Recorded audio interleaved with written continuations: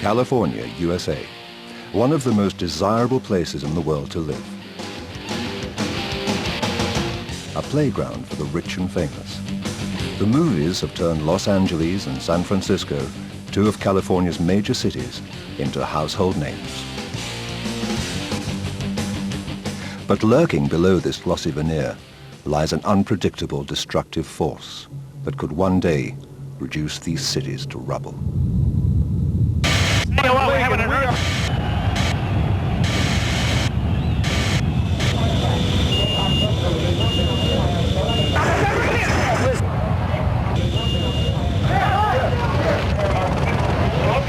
San Francisco, LA both experienced damaging earthquakes in 1989 and 1994. The '89 San Francisco quake claimed 62 lives and caused about 4,000 injuries and at least $6,000 million of damage.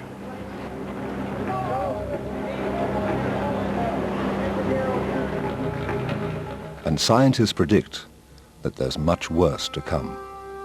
California is waiting for the big one. San Francisco and Los Angeles straddle the San Andreas Fault, which is about 950 kilometers long. A satellite image of the San Francisco area clearly shows the San Andreas Fault. A fault is a crack along the Earth's crust where movement has occurred. And wherever there's a fault, there's a high risk of an earthquake. I don't really think about the earthquakes over here. I'm used to it. I was born in San Francisco. I've been to all the earthquakes. Earthquakes ain't nothing. Earthquakes ain't nothing. You know what I mean? It's just a stage. It's the mother saying, hey, you know, you're building too high and you're taking up too much space. You know, I need to breathe. You need to stop building so many damn buildings. You know what I mean? That's all she's saying. I think that's what makes California interesting, is that it has some earthquakes, and, you know, it's just shock waves. In California, everyone practices quake drills. Earthquakes are just another risk of life. Earthquake drill! I thought he said it was up.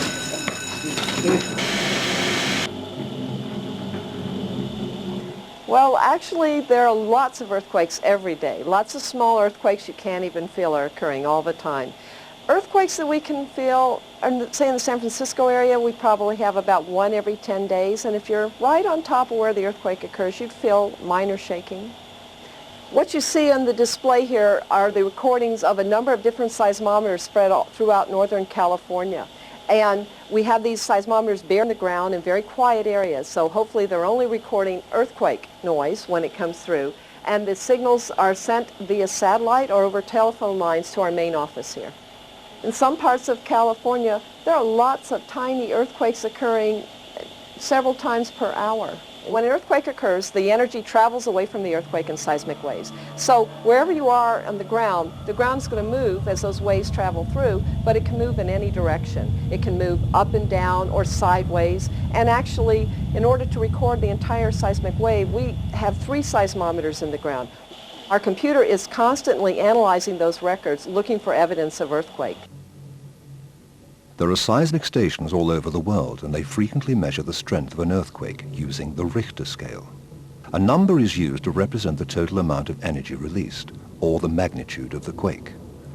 An earthquake with magnitude 1 is the weakest, and 9 is the strongest. An earthquake with magnitude 2 releases 30 times more energy than a magnitude 1 earthquake. An increase of 1 on the Richter scale is equivalent to an increase of 30 times the energy released.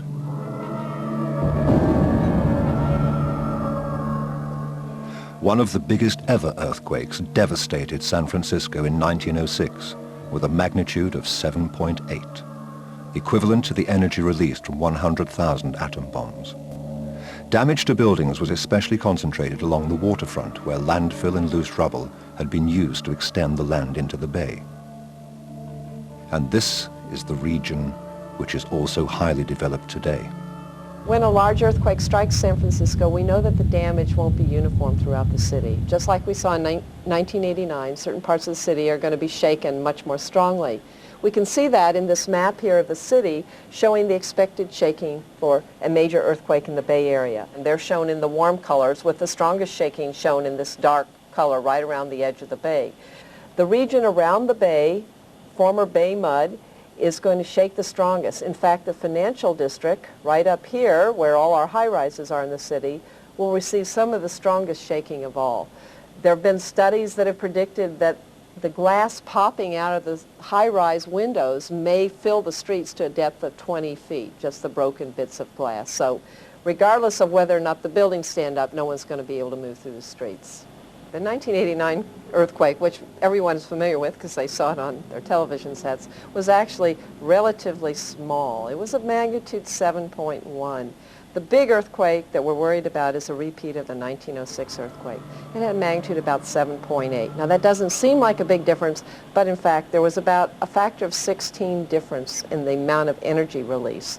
So the 1906 earthquake was 16 times larger. The question is, not will another big earthquake hit San Francisco or the rest of California, but when. To deal with this eventuality, it's vital to understand what causes earthquakes and whether we can predict where and when they will occur. The colored circles on this animation show where earthquakes have occurred in the last 40 years in California and all over the world. Most of the quakes occur along fault lines. These fault lines are the boundaries where two plates come together. The San Andreas Fault is the boundary between the North American plate and the Pacific plate. The Earth's crust is cracked into about 20 plates. These plates are on the move. We can prove that the plates are moving by taking measurements from a group of satellites orbiting the Earth called the Global Positioning System. The satellites are orbiting at about 11,000 miles out. Most people are familiar with the Global Positioning System with these simple handheld receivers that hikers, boaters, and pilots can use in the field to tell them exactly where they are. We use GPS by collecting data on this antenna here, which is capable of recording information from several satellites at the same time. Data from these satellites proves that some of the ground stations are moving about 40 millimeters a year, the speed at which our fingernails grow. That doesn't sound like very much, but over millions of years, the distances are vast. In fact, one theory suggests that 250 million years ago, the Earth would have looked something like this, and during that time, the plates slowly moved to their present position.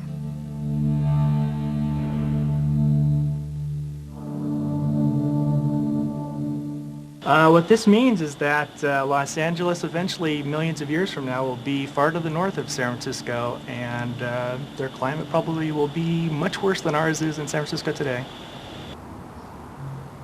The San Andreas Fault runs through this lake and on through the valley.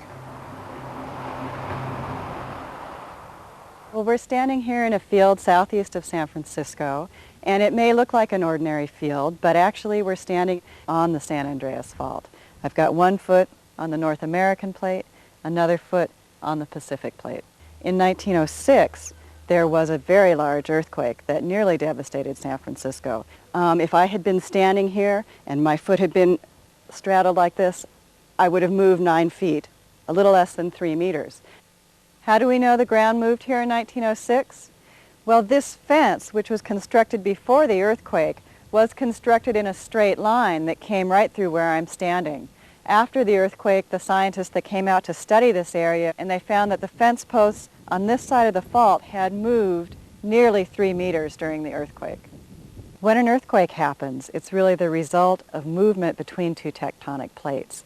Here we have the Pacific plate and the North American plate, which are moving past each other in a sideways fashion like this. Now down at depth, these plates are moving all the time, but right at the fault, they're locked on the surface. And it's not unlike what happens when I start to bend this stick. As I continually stress it, eventually it will snap. The plates at the San Andreas Fault constantly slide sideways deep down in the Earth. In 1906, under the strain, the surface of the Earth suddenly snapped. When the fault breaks, the energy from that radiates out through the Earth in waves. And it's those waves passing under your feet that you feel as the shaking during an earthquake. The San Andreas Fault in this area is locked. It hasn't budged since 1906. And that is very worrying because the plates keep on moving. We know this motion is happening at depth, and eventually the fault will have to catch up. And when it does, it's going to move very abruptly, and it's going to produce a very large earthquake, perhaps a 7.5 or larger magnitude earthquake. How much damage an earthquake causes depends on its magnitude and also how close its epicenter is to a populated area. Shock waves are produced from the point where the rocks first begin to break, called the focus. The epicenter is directly above the focus on the Earth's surface. The time it takes for these waves to arrive at the different seismic stations tells us the exact position of the quake. Seismograms show that there are two groups of waves. Body waves, which travel through the interior of the Earth, and surface waves, which move relatively slowly and only travel along the Earth's surface. There are two kinds of body waves, P waves or primary waves,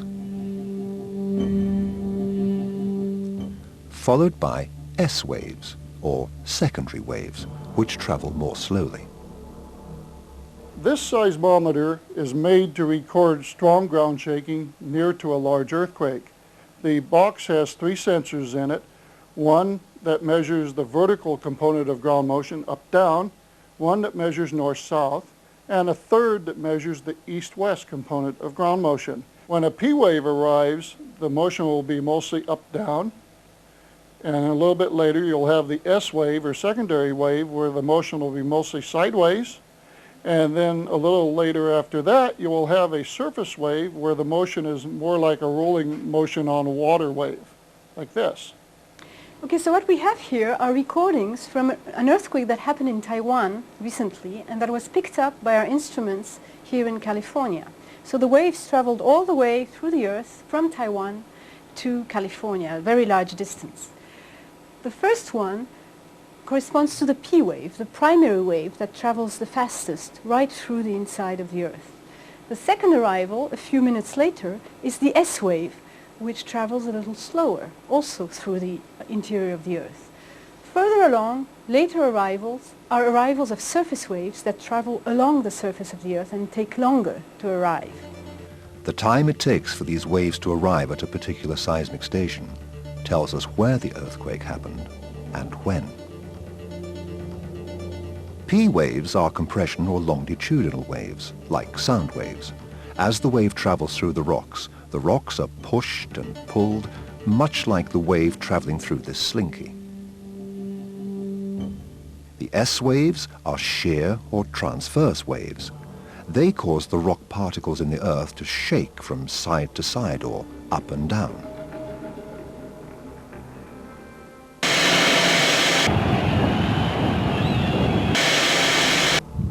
Close to the epicenter of an earthquake, P and S body waves are likely to cause ground shaking. Further away, surface waves are more likely to cause shaking and destruction. However damaging earthquakes are, they do have their uses. So just as you can send ultrasound waves through the human body to obtain images of the internal organs, we can use earthquake waves to obtain images of the internal structure of the Earth. Using seismic waves, we've been able to construct a journey to the center of the Earth. Peel back the crust and there's a solid mantle. Under the hard mantle, there's a very hot liquid core. At the center, we find the inner core, which is solid. A remarkable discovery considering we've only drilled 12 kilometers into the crust. P waves travel through the interior of the Earth.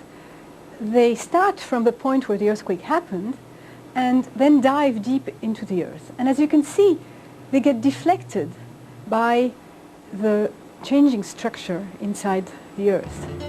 Inside the Earth, there is a boundary that bends the P waves. And this boundary is between the solid mantle and the liquid core. Just as light waves get bent when they change from air to water, the earthquake waves get strongly bent when they go from solid to liquid. The important thing to note here is that there is a whole zone on the surface of the Earth where if you put a station, you would not observe a P wave. On the other hand, if you put your station here, you would see a P wave from this earthquake. It is this difference, this shadow zone, where you cannot observe the P wave, that tells us that there is a liquid core inside the Earth. The P-wave shadow zone is evidence that a core of different density exists inside the Earth.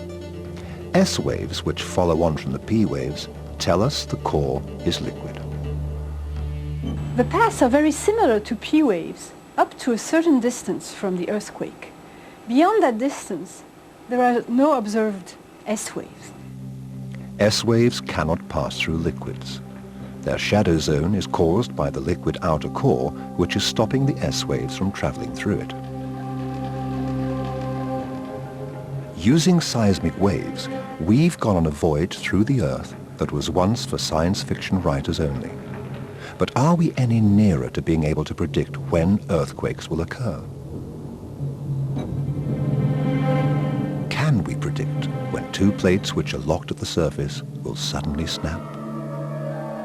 And I can demonstrate the problem we have with earthquake prediction with a very simple analog, and that is a brick sliding over sandpaper. By turning the crane continuously, I'm simulating what's happening deep in the earth where the rocks are flowing like honey. Whoa, that was a large one. As we continuously turn the crank, and we can get lots of small earthquakes, or in fact, we get big earthquakes.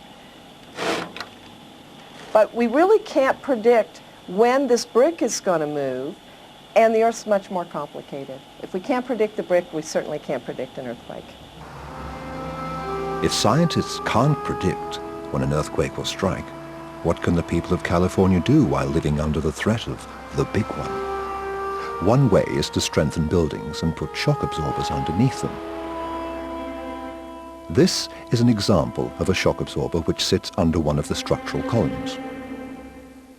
For San Francisco City Hall, the shock absorbers, the base isolators, are meant to move laterally 28 inches in either direction during an earthquake. These are the structural columns that support the building and the same columns that the shock absorbers go beneath. It has cost about $200 million to strengthen the City Hall. This is some of the structural steel cross braces that were added to the building to help transfer the forces through the walls to the shock absorbers below.